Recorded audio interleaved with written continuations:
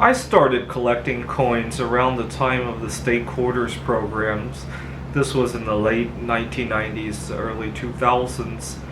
And I noticed an anomaly that really taught me the value of looking at ratios.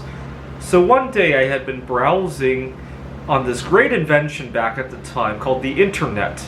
And I discovered that you could buy bags and bags of pre-1964 silver coins for 3 times face value, 4 times face value. It fluctuated a little bit.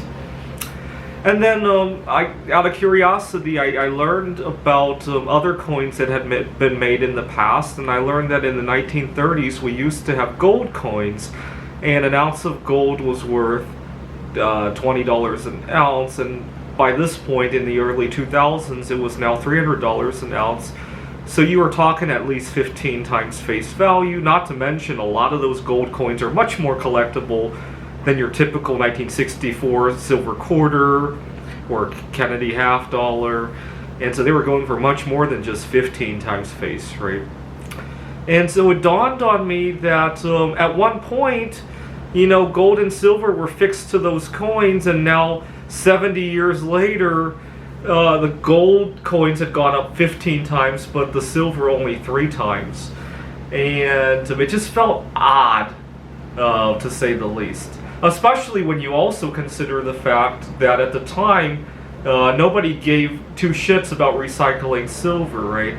My mom, she was in her late 30s to early 40s at this time, and she would buy a lot of jewelry made of silver, and I just couldn't see anybody wanting to recycle the silver out of it, right? She had boxes and boxes of silver jewelry that nobody would ever bother to melt down, right? I don't know what she ended up doing with it, but it just didn't make sense to me. Now, what really fascinated me was that I learned that between 65 and 70, we made Kennedy half dollars made of 40% silver, and back in 2000, they contained about 60 to 70 cents worth of silver. And I was thinking to myself, God, if I have money to invest, I would buy those, because the most you could lose was like 10 to 20 cents a coin.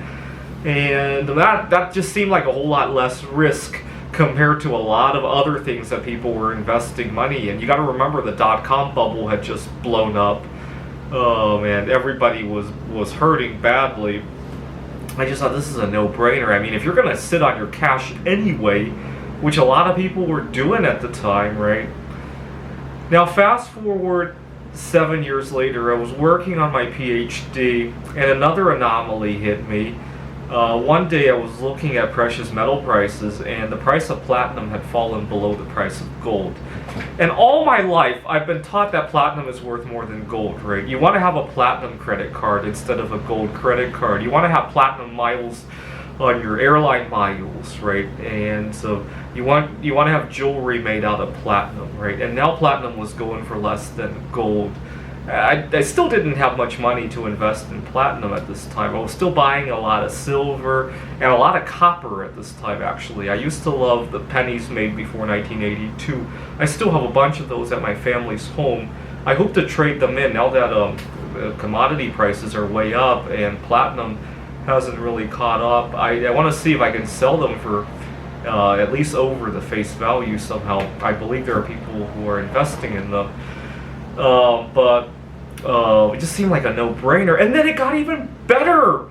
By the time I started my career, platinum was routinely going for a good percentage below gold.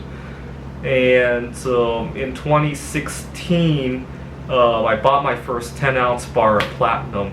And I remember when it first came, I remember thinking, wow, one of these days I could trade one of these for a 1 kilogram bar of gold. That's what I had my eyes on. And then I bought another 10-ounce bar of platinum, and then another one. And so I got 3 of those bars, plus a lot of other loose platinum, mostly 1-ounce coins. And sometimes I like to fantasize about how much gold, or better yet, palladium, that will be one day, right? Platinum and palladium tend to seesaw from 4 to 1, 1 to 4, 4 to 1, right? I did a chart on that one time, right? If I can turn those, let's see, I want to keep some of the platinum, but if I trade those 30 ounces for 120 ounces of palladium, I'll be very pleased. Just knowing how high palladium had been before, right? It's been $1,000 in 2001, and right now $2,500. I'd say those are roughly equal, given how much other metals have appreciated. When platinum goes for 4 times palladium, palladium probably won't be $2,500 anymore. It'll probably be more like $500 in today's money. Well, it might be $2,500 nominally, right? But be $500 in today's money, and then I'll trade it back. And just knowing how high palladium had been relative to platinum in the past, I'll definitely feel very good about it when I make that trade. Anyways, so I learned about the ratios from a very early age just watching the coin markets. Let me sing my trademark song again. Why the fuck would you buy gold when you can buy platinum for half the price? And even if you don't believe in platinum, just buy 60 times more silver. Thanks for watching.